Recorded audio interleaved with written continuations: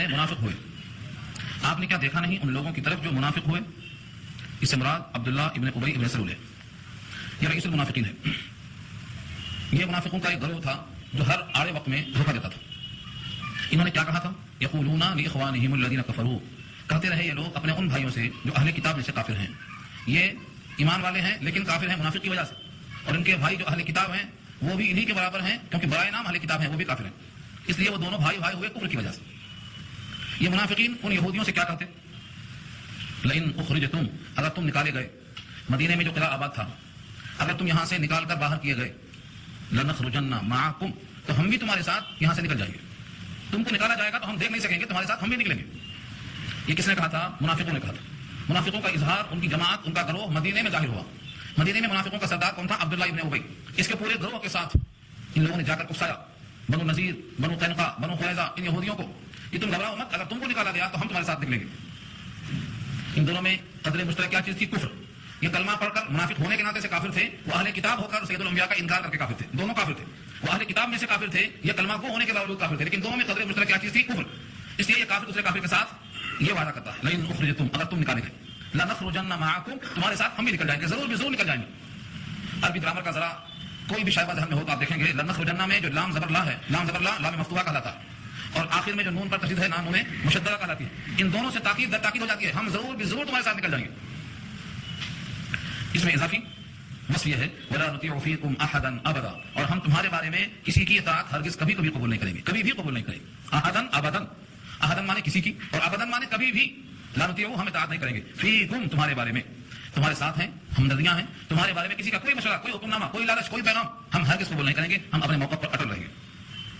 دوسرا جز وَإِن قُوتِلْتُمْ لَنَنصُرَنَّكُمْ، اور اگر تم سے قتال کیا گیا، تم سے لڑائی لڑی گئی، لننصرنکم، تو ہم ضرور تمہاری مدد کریں گے. یہاں بھی وہی لفظ ہے لننصرنکم، آخر میں نون مشددہ اور شروع میں لام مفتوحہ، تاکید در تاکید، ہم ضرور بھی ضرور تمہاری مدد کریں گے. کتنے وعدے ہو گئے؟ تم نکالے جائیں گے تو ہم نکل جائیں گے، تمہارے بارے میں کسی کی رائے نہیں مانیں گے، تم سے کوئی لڑے گا تو ہم ضرور تمہارے ساتھ ہو کر لڑیں گے. 3 وعدے. ان تینوں پر اللہ رب العزت کا جو دلوں کے حال سے واقف ہیں، یہ گواہی اور یہ شہادت امت مسلمہ کی آنکھ کھولنے کے لیے ہے. واللہ یشہد انہم لکاذبون، اور اللہ گواہی دیتے ہیں کہ بے شک وہ لوگ جھوٹے ہیں. تینوں دعوے بھی جھوٹے ہیں. جب تم نکالے جاؤ گے تمہارے ساتھ یہ نہیں نکلیں گے، جب ان پر دباؤ آئے گا تو تمہارے بارے میں یہ دب جائیں گے، جب تم سے قتال کیا جائے گا تو یہ نظر نہیں آئیں گے. تینوں موقع میں، تینوں وصف میں جھوٹ بولتے ہیں، اور یہ گواہی اللہ کی ہے. واللہ یشہد، اللہ گواہی دیتے ہیں، انہم، کہ بے شک وہ لوگ لکاذبون، جھوٹے ہیں. بڑی بڑی ڈینگیں مانا تو آسان ہے، وقت پہ کام آنا، عملی طور پر کردار سے مسلح اور قوت کے ساتھ میدان میں آنا، یہ بہت بڑی چیز ہے.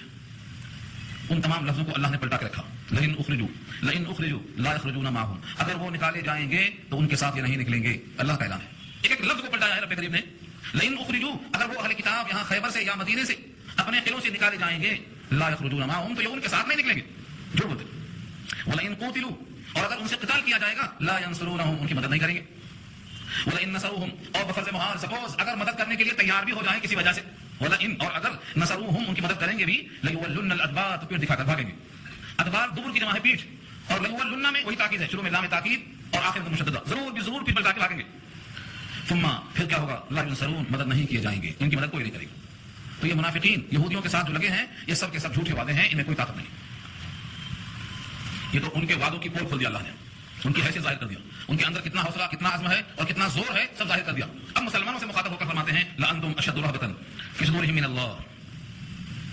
یا تو یہاں سیاق و سباق، کیونکہ منافقین بھی مسلمان کہلاتے تھے، ان کو مخاطب کرتے ہوئے لأنتم فرماتے ہیں کہ تم، اور اشارہ ہے کہ منافقین سن لیں کان کھول کے، کیونکہ جو مومنین کاملین ہیں وہ تو اپنے موقع پر جمع ہوئے ہیں، لیکن مسلمانوں کی صف میں جو منافق ہیں یہ اپنے نفاق کی وجہ سے اپنے دل میں کافروں کا، یہودیوں کا ایک خوف محسوس کرتے ہیں، تو ان کو مخاطب بنایا اللہ نے. لیکن اشارہ ہے اسی لفظ سے جسے اہل اسلام مخاطب کیے جاتے ہیں. لأنتم، اور البتہ تم، لأنتم، البتہ تم، اشد، زیادہ اشد ہو، زیادہ شدید ہو، رہبتاً، خوف کے اعتبار سے، فی صدورہم من اللہ، اللہ کے مقابلے میں ان کے دلوں میں تمہارا خوف زیادہ ہے.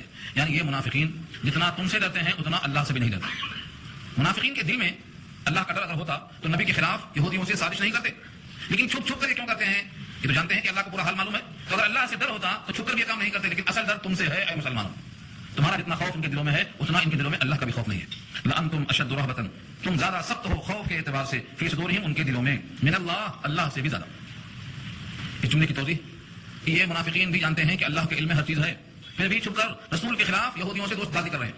اگر اللہ کا ڈر ہوتا تو خفیہ سازش نہیں کرتے، لیکن خفیہ اس واسطے کرتے ہیں کہ مسلمانوں کا خوف ان کے دل میں بہت زیادہ ہے کہ اگر ہماری پول کھل گئی تو ہم کیا کیے جائیں گے. یہ سب کیوں کرتے ہیں؟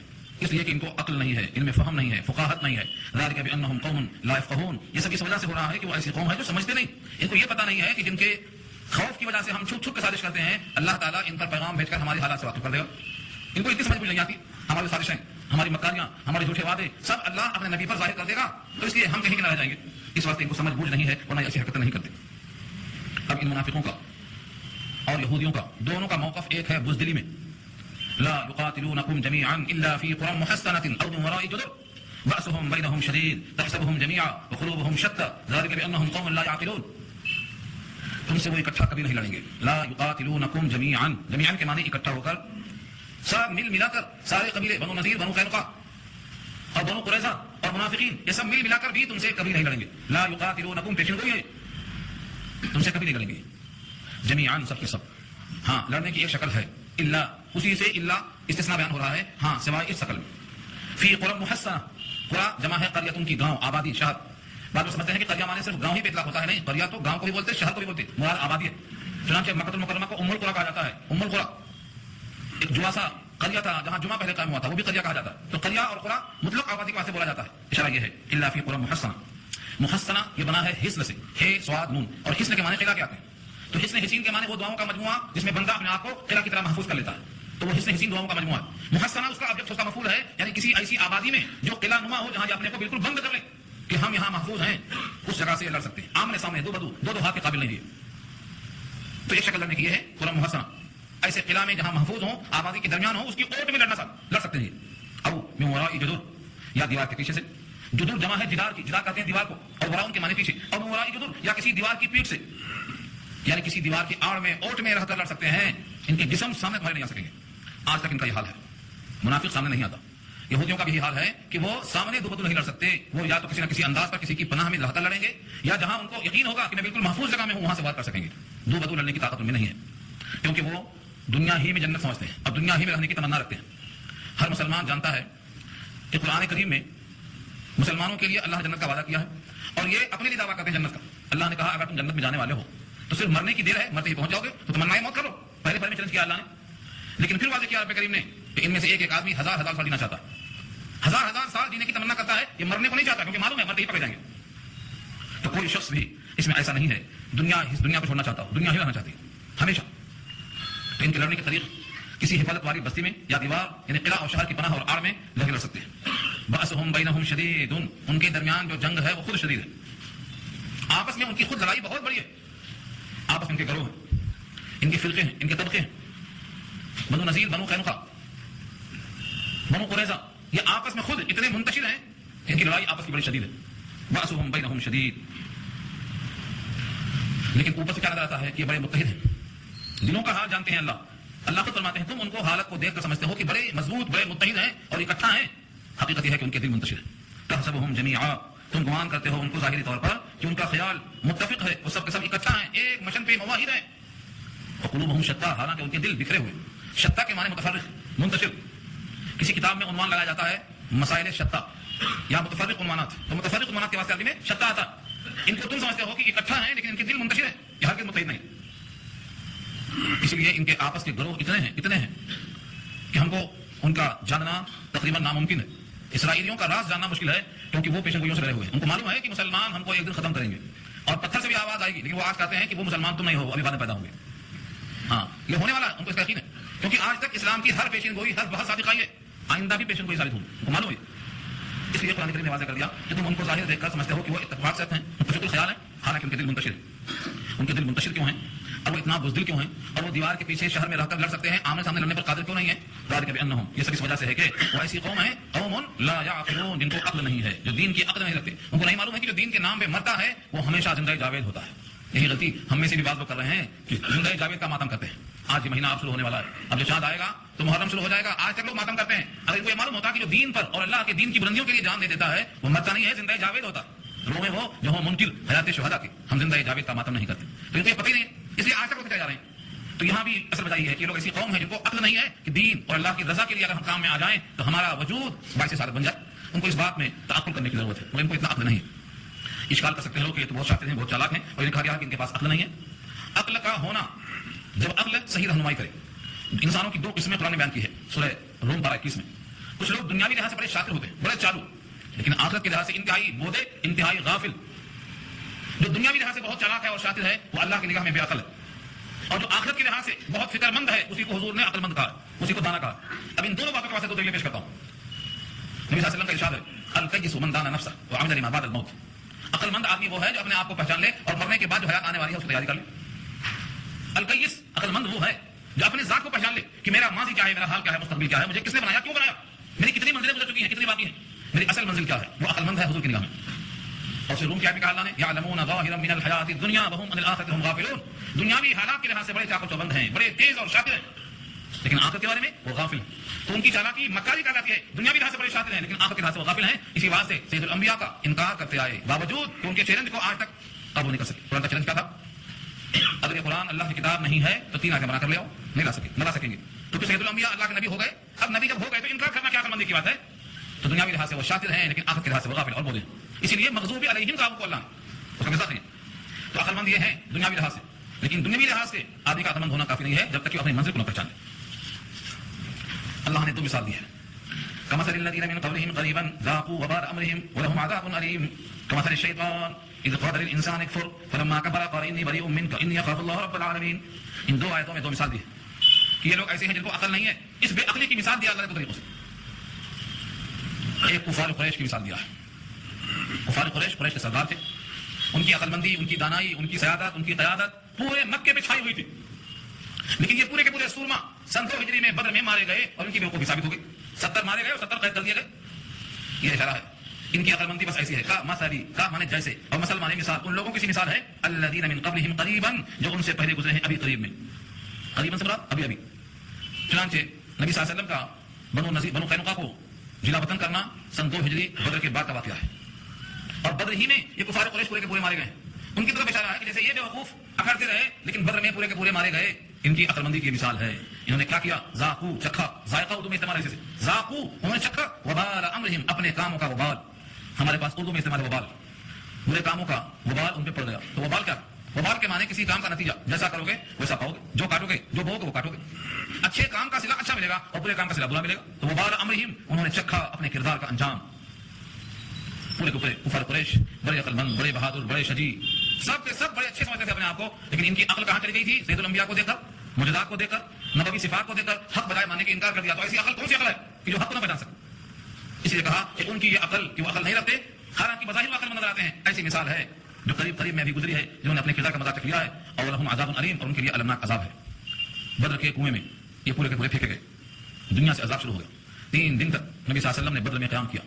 3 دن میں دھوپ کی شدت میں ان کی لاشوں کی شکلیں اور ہیئتیں بگڑ گئی تھی, پھول گئے. اس موقع پر نبی صلی اللہ علیہ وسلم نے ان لاشوں سے خطاب کیا اور کہا, اے عتبہ, اے شیبہ, اے ربیعہ, تم نے اللہ کا وعدہ کیسے پایا؟ کیسا پایا؟ میں نے تو اللہ کا وعدہ سچ پایا. اللہ نے یہ وعدہ مجھ سے کیا تھا کہ بڑے بڑے سلمان مارے جائیں گے, پلٹا کے پیٹ بھاگیں گے. بدر کے جنگ سے پہلے حضور سجدے میں تھے, مسکراتے اٹھے. وہ آیت زبان پر تھی, سیہزم الجمع ویولون الدبر, کہ لشکر پورا بھاگے گا پھر پلٹائے گا. تو میں نے تو اللہ کا وعدہ سچ پایا. 313 نہت تھے, 1000 مسلح پر بھاری پڑ گئے, مگر تم نے اللہ کا عذاب کیسا پایا؟ حضرت عمر رضی اللہ تعالیٰ عنہ نے نبی صلی اللہ علیہ وسلم کا دامن کھینچا اور کہا, آپ ایسے اجسام سے بات کرتے ہیں اور مخاطب بناتے ہیں جن میں روح نہیں ہے. فرمایا سید الانبیاء نے, اے عمر, یہ تم سے زیادہ میری بات کو سنتے ہیں مگر جواب دینے پر قادر نہیں ہیں. یعنی جس جگہ یہ پہنچ گئے ہیں وہاں ان پر عین الیقین کا منظر ہے, ہر چیز سامنے دیکھ رہے ہیں. ان کے سامنے فرشتے آ چکے ہیں, جہنم آ چکی ہے, جہنم کی ہولناکی ان کے سامنے آ چکی ہے. ان کے سامنے ایسا ہے کہ سب کچھ دیکھ رہے ہیں, میری بات یہ سنتے ہیں مگر جواب دینے پر قادر نہیں ہے. اور اللہ جس کو چاہے, جو چاہے, جتنا چاہے سنا سکتا ہے, لیکن تم اس کو بنیاد بنا کر نہیں سنا سکتے ہو. آیت کے الفاظ ہیں, انک لا تسمع الموتى ولا تسمع صم الدعاء اذا ولوا مدبرین. سورہ فاطر کی آیت نمبر 22 ہے. آپ مردوں کو نہیں سنا سکتے, نہ بہروں کو سنا سکتے, خصوصاً جب وہ پیٹ پلٹا کر چلے جائیں. ہاں, اللہ جتنا چاہے, جس کو چاہے, جب چاہے سنا سکتا ہے. ولکن اللہ یسمع من یشاء, اللہ سنانا چاہے تو سب کو سنا سکتا ہے. لیکن کسی وجہ سے بطور معجزے کے اگر وہ سنتے ہیں اور اللہ سنواتے ہیں تو اس کو نظیر بنا کر کے ہم نہیں سنا سکتے. ابراہیم کے مطالبے پر مرغ کبوتر کوا ذبح کرنے کے باوجود ابراہیم نے آواز دیا تو انہوں نے سن لیا. تو یہ نبی کا معجزہ تھا, ان کی درخواست پر اللہ نے عنایت کیا تھا. اب کوئی کہے کہ ہم ایک مکھی مار کے پکار کے بتائیں, نہیں بتا سکتا. وہاں تو مرغ کبوتر کوا سب سن لیا آواز کو ابراہیم کی, کیونکہ معجزہ تھا, خدا کا حکم تھا. تم ایک مکھی مار کے اٹھاؤ, نہیں اٹھتے. تو معجزہ کہتے ہیں اللہ کے فعل کو جو نبی کے ہاتھ پہ ظاہر ہو, اس کو بنیاد بنا کر تم نہیں سنا سکتے ہو, اللہ جتنا چاہے سنا سکتے ہیں. یہ اس آیت کا مضمون ہے. یہاں اشارہ یہ کر دیا کہ ان کفار قریش نے بدر کے موقع پر عقل مندی کا نہیں مظاہرہ کیا ہے بلکہ بدھو پنے کا مظاہرہ کیا ہے. مقابلہ کسے کیا ہے؟ سید الانبیاء سے، جن کے ساتھ فرشتے ہیں، جن کے فرشتوں کے سردار جبریل ہیں اور جن کے ساتھ اللہ کی محبت ہے. ایسوں سے مقابلہ کیا ہے. یہ بھی عقل مندی ہے. تو ان منافقوں کی بھی عقل ایسی ہے کہ سید الانبیاء کو پہچانتے ہیں، اپنے بیٹوں کی طرح انکار کرتے ہیں. ان کی ایک مثال تو یہ ہو گئی. دوسری مثال دی اللہ نے شیطان سے، کمثل شیطان، جیسے مثال شیطان کی، اذ قال للانسان، جب کہا ہے شیطان نے انسان سے، کیا کہا ہے؟ کفر کر، کافر ہو جا، طوفان نعمت کر. کیسی کیسی زبان سے باتیں نکلواتا ہے. شیطان انسان سے کہتا رہتا ہے، کفریہ کلمات ادا کرنے کی حوث دلاتا. جتنے جادوگر ہیں یہ کلمات کفر تو کہتے ہیں، اس کے بغیر جادو کا اثر نہیں ہوتا. کلمات کفر کہتے ہیں. گندگی ان کو پسند آتی ہے، گندے رہتے ہیں. طہارت میں جادو نہیں ہوتا، بے طہارت ہوتے ہیں، جھوٹے وعدے کرتے ہیں. تو شیطان تو کہتا ہے انسان سے کفر کر. اب اس سے کون سا انسان مراد ہے اور کون سا واقعہ مراد ہے؟ بہت سے واقعات لکھے ہیں مفسرین نے.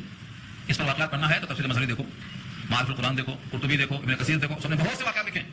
میں اس میں سے ایک واقعہ سناتا ہوں جو سورہ انفال میں اللہ نے خود نقل کیا، کیونکہ قرآن کی تفسیر قرآن سے بالکل انسان کو اطمینان دلانے کے واسطے کافی ہوتی ہے، شک سے بالاتر ہوتی ہے. سورہ انفال کی اس آیت میں ہے وَإِذْ زَيَّنَ لَهُمُ الشَّيْطَانُ أَعْمَالَهُمْ وَقَالَ لَا غَالِبَ لَكُمُ الْيَوْمَ مِنَ النَّاسِ وَإِنِّي جَارٌ لَكُمْ فَلَمَّا تَرَأَتِ الْفِئَتَانِ نَكَصَ عَلَىٰ عَقِبَيْهِ وَقَالَ إِنِّي بَرِيءٌ مِّنكُمْ إِنِّي أَخَافُ اللَّهَ رَبَّ الْعَالَمِينَ إِنِّي أَرَىٰ مَا لَا تَرَوْنَ إِنِّي أَخَافُ اللَّهَ رَبَّ الْعَالَمِينَ. پہلے اس نے کافروں سے کہا کہ دیکھو مسلمانوں سے لڑنے میں فکر مت کرو، میں تمہارے ساتھ ہوں. ان میں کوئی طاقت نہیں ہے، نہتے ہیں، پٹے کپڑے ہیں، زرہ نہیں، گھوڑے نہیں، ہتھیار نہیں، ان کے پاس کچھ بھی نہیں ہے. ان سے لڑنے کی تمہیں کیا پریشانی ہے؟ ہم تمہارے ساتھ ہیں. شیطان نے کہا اور یہ کہا کر پورے کافروں کو بدر ملا کے کھڑا کر دیا. سورہ انفال کی اس آیت میں کہا اللہ نے. کس نے کہا؟ ہمت کس نے دلایا؟ شیطان نے ہمت دلا کر لایا. اور کیا کہا؟ لا غالب لکم اليوم من الناس، آج تم پر جیتنے والا کوئی نہیں. وإني جار لكم، میں تمہارا پڑوسی ہوں، تمہارے ساتھ رہوں گا. ہاتھ میں ہاتھ ڈال کے آیا. فلما تراءت الفئتان نكص على عقبيه، اور جب آمنے سامنے ہوئے مسلمان اور کافر تو پیچھے پلٹا اور کہا میں وہ چیز دیکھتا ہوں جو تم نہیں دیکھتے ہو. میں تو اللہ سے ڈرتا ہوں. کیا چیز میں دیکھتا ہوں تم نہیں دیکھتے؟ میں فرشتوں کو دیکھتا ہوں، تم نہیں دیکھتے. بدر کے میدان میں کتنے ہزار فرشتے آئے؟ 5000، 5000 فرشتے. 1000 کافر کے لیے ایک فرشتہ کافی ہے، لیکن ان کی طرف سے اطلاع ملتی گئی کافروں کی تعداد بڑھتی جا رہی ہے، مسلمانوں کی تعداد کم ہے، ان کی تعداد زیادہ ہے. حوصلہ افزائی کے لیے اللہ نے کہا، پہلے کہا 3000، پھر 4000، پھر 5000. جیسے ان کی تعداد بڑھتی گئی ادھر بھی بڑھتے گئے، صرف حوصلہ افزائی کے لیے. ورنہ ایک فرشتہ بھی ایک آواز نکالتا تو سب کی سب بجھ جاتے. ان کانت الا صیحۃ واحدۃ فاذا هم خامدون. ایک فرشتے نے ایک آواز لگایا، پورا شہر بجھ گیا. یہ 313 اور 4000 5 لاکھ کی کیا ضرورت نہیں. بتانے کے لیے کہ تم کو میدان کاذار میں لڑ کر اپنا اجر حاصل کرنا ہے، صرف فتح کرنا ہوتا تو اللہ کے حکم سے سب فتح ہو جاتی. لیکن تم میں سے کچھ شہید ہوں، تم میں سے کچھ مجاہد ہوں، تم میں سے کچھ مال غنیمت کے لائق ہوں، تم میں اپنے آپ کو کھپانے کا جذبہ لے کر آنے والے ہوں، یہ اللہ کی منشا ہے. اللہ جاننا چاہتے ہیں کہ تم میں کون ہے مجاہد اور کون ہے منافق. تم میں کھڑا کھڑا کرنا چاہتے ہیں. یہ سورہ عنکبوت میں اللہ نے خود واضح کیا ہے. وَلَيَعْلَمَنَّ اللَّهُ الَّذِينَ آمَنُوا، اللہ تم میں سے کون مومن ہے کون منافق ہے جاننا چاہتے ہیں. سورہ عنکبوت کی آیت موصف ہے پہلے. اب دونوں کے دونوں آمنے سامنے ہوئے، فرشتوں کو دیکھا، ہاتھ چھڑا کے بھاگا. لوگوں نے کہا تو وعدہ خلافی کیا تم نے یہاں تک لے آئے اور اب بھاگ رہے ہو. اس نے کہا میں تو اب ڈرتا ہوں کیونکہ یہ فرشتہ بھی ہماری تباہی کے واسطے کافی ہے، فرشتوں کے سامنے میں ٹھہر نہیں سکتا. یہی تذکرہ یہاں ہے. فلما کفر، جب انکار کر دیا، قال تو کہا انی بریء منک، میں تم سے بری ہوں. دھوکہ دیا. اور محشر کے میدان میں بھی یہ تقریر کرنے والا ہے جو سورہ ابراہیم میں نقل کیا اللہ نے، وہاں بھی دھوکہ دے گا. تمہارا وعدہ جو تم سے میں نے کیا تھا وہ جھوٹا وعدہ، اللہ کا وعدہ سچا وعدہ. تم نے خود میری بات مان لیا، تمہاری مرضی، تمہارا کوئی زور تو نہیں تھا، تم اپنی مرضی سے آئے تھے. یہ تقریر اللہ نے نقل کیوں کیا ہے؟ مگر ہم اس پر تلاوت کرتے ہوئے ثواب کو لیتے ہیں، ہدایت حاصل نہیں کرتے. پڑھ لیتے ہیں سورہ ابراہیم میں وقال الشیطان، درگو پڑھ لیجیے گا. وقال الشیطان، شیطان کہے گا، تقریر کرے گا، اسے لگائے گا. وہ جو شیطان کہنے والا ہے اللہ نے اپنے کرم سے ظاہر کر دیا ہے تاکہ امتی ان لفظوں سے اپنا راستہ منتخب کر سکے. تو یہاں اشارہ اسی کی طرف ہے. کہے گا میں تم سے بری ہوں. انی اخاف اللہ رب العالمین، میں اللہ سے ڈرتا ہوں جو رب ہے خالق جہان کا. دیکھو شیطان بھی اللہ سے ڈرتا ہے. کیوں ڈرتا ہے؟ جہنم سے اس کو بھی ڈر لگا ہوا ہے، لیکن جہنم اس کے لیے پکی ہو گئی ہے، اس کا دروازہ توبہ کا بند ہو چکا ہے. اب وہ چاہتا ہے کہ میں تنہا کیوں جاؤں، اپنے ساتھ ایک غم غفیر لے کے جاؤں. اسی واسطے وہ کوشش کرتا ہے کہ میرا گروہ بڑا ہو جائے، اور اس نے جتنی کوشش کی ہے کامیاب ہوا ہے. اللہ نے کہا ہے کہ ابلیس نے اپنا وعدہ سچ کر دکھایا، بڑی کوشش کیا، سچ کر دکھایا. کس نے؟ ابلیس نے. یہ کس نے کہا ہے؟ اللہ نے خود کہا وَلَقَدْ صَدَّقَ عَلَيْهِمْ إِبْلِيسُ ظَنَّهُ فَاتَّبَعُوهُ إِلَّا فَرِيقًا مِنَ الْمُؤْمِنِينَ. ابلیس کی اتباع کیا بہت لوگوں نے، کچھ گروہ چھوڑ کر مسلمانوں کی، سب نے اس کی اتباع کی. 22واں پارہ میں یہ آیت موجود ہے سورہ سبا کے حوالے سے. صدق علیہم ابلیس ظنہ، اپنا گمان سچ کر دکھایا. اسے کیا گمان تھا؟ میں جہنم میں تنہا نہیں جاؤں گا، تیرے بندوں میں سے اپنا حصہ لوں گا، آگے سے پیچھے سے اوپر سے نیچے سے دائیں سے بائیں سے آؤں گا اور ان کو اپنا ہمنوا بناؤں گا. فرمایا رب کریم نے میں غنی ہوں، تیرے ساتھ تیرے تمام فالوورز کو ملا دوں گا، سب چلے جائیں گے اسے. تو شیطان کس طرح سے دھوکہ دیتا ہے، نتیجہ کیا نکلے گا؟ فکان عاقبتہما انہما فی النار، بس ہوگا انجام ان دونوں کا. فکان عاقبتہما، عاقبت کہتے ہیں انجام کو، اردو میں کہتے ہیں عاقبت اندیش، یعنی آئندہ کو نہ سوچنے والا، غافل، کیئرلیس.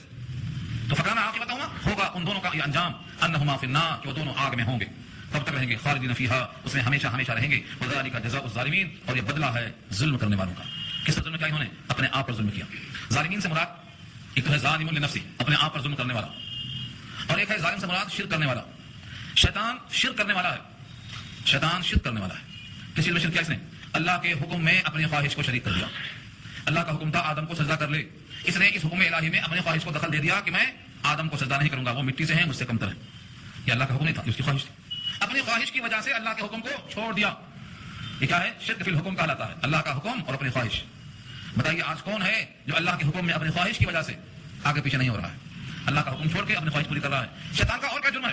یہی تو کہ حکم الہی کے باوجود اپنی عقل کا، اپنی خواہش کا استعمال کیا، مردود ہو گیا. تو جو بندہ اللہ کا حکم ہونے کے باوجود اپنی خواہش کا احترام کرے گا اور خدا کے حکم کا احترام نہیں کرے گا، وہ شرک فی الحکم کے جرم میں اگر ایسا ہی مردود ہو جائے تو اسی کو کہا ہے جزاء الظالمین، یہ بدلہ ہے ظالمین کا. لہذا اللہ کا حکم آنے کے بعد آدمی کو اپنی خواہشیں چھوڑ دینا چاہیے. اس کا ایک تجزیہ اور دیکھو. ایک صاحب نے کہا ہے موحد میں ابلیس سے آگے کوئی نہیں بڑھ سکتا. بہت سے لوگوں کو توحید پہ بڑا ناز ہے، ہم موحد ہیں. توحید یعنی موحد ہونا. شیطان سے بڑا موحد کون ہو سکتا ہے؟ شیطان نے کیا کہا کہ میں اللہ کے حکم سے بھی اللہ کے غیر کا سجدہ نہیں کروں گا، اللہ کا سجدہ کروں گا. اللہ کا سجدہ کرتا رہا. اللہ کی بندگی کرنے میں کبھی اس نے انکار نہیں کیا، ہمیشہ اللہ کی بندگی کرتا رہا. لیکن کیا اس نے کہا میں اللہ کے غیر کو سجدہ نہیں کروں گا اللہ کے حکم کے باوجود؟ توحید تو یہی ہے. لیکن جب حکم آ جائے تو اپنی عقل استعمال نہیں کرنا چاہیے، سرنڈر نہیں ہوا، یہ اس کا جرم ہے. ہماری توحید بھی اللہ کے حکم اور نبی کے حکم کے ماتحت ہونا چاہیے. ہم بڑے موحد ہیں، حکم اللہ کا آ گیا ایسا کرنا ہے، خانہ کعبہ کے اطراف پھرنا ہے، پتھر لگا ہوا ہے حجر اسود اس کو بوسا دینا ہے، توحید کے خلاف ہے، لیکن رسول اللہ نے کیا ہے ہمیں کرنا ہے. تو ہر جگہ توحید نہیں، توحید کے ساتھ ہمیں یہ دیکھنا ہے کہ اللہ کا یہاں حکم کیا ہے، رسول اللہ کا یہاں حکم کیا ہے. ہم کو کام وہاں کرنا ہے. بسا اوقات ایسا معلوم ہوتا ہے کہ تو بے مقصد کام ہے، اس میں کوئی فائدہ نہیں ہے، یہ عقل کہتی ہے. لیکن اس موقع پر ہمیں عقل کو چھوڑ کر دیکھنا ہے کہ اس میں حکم کیا ہے. احکام کے پابند مومن کی شان یہ ہے. مومن فقط احکام الہی کا ہے پابند. اس کو ایک ہی چیز دیکھنا ہے بس. تو شیطان کی طرح توحید نہیں چلے گی. شیطان نے وہاں اللہ کے حکم سے بھی اللہ کے غیر کا سجدہ نہیں کیا، یہ توحید تھی، لیکن مردود ہو گیا کیونکہ حکم آنے کے باوجود عقل استعمال کیا. بس بندے مومن کو چاہیے کہ اپنے عقل پر خدا کے حکم کو نہ توڑے، بلکہ اللہ کے حکم کے مطابق سرنڈر ہو جائے. عقل میں آئے تب بھی، عقل میں نہ آئے تب بھی. یہاں تک رکوع مکمل ہو گیا. اب یہاں سے خطاب ایمان والوں کو ہے اور یہ رکوع آخری ہے. سورہ حشر کا یہ آخری رکوع ہے جس میں اللہ کے صفات اللہ نے خود بیان کیے ہیں. اور ایک مومن جو دنیا سے جانے والا ہے تیاری کیا کرے، کیا لے کے جائے، آخرت میں کام آئے گا. تو شے آخرت کا تذکرہ انشاءاللہ اگلی آیت میں آ رہا ہے. اور جنت والے جہنم والے دونوں برابر نہیں، جو جنت والے ہیں وہ کامیاب ہیں. اور قرآن کریم اگر پہاڑ نازل ہوتا تو پہاڑ بھی پھٹ جاتا. ایسا بھاری بھرکم کلام تمہیں دیا گیا ہے. یہ پورے عنوانات انشاءاللہ اگلے رکوع میں آ رہے ہیں. آپ حضرات دعا کریے.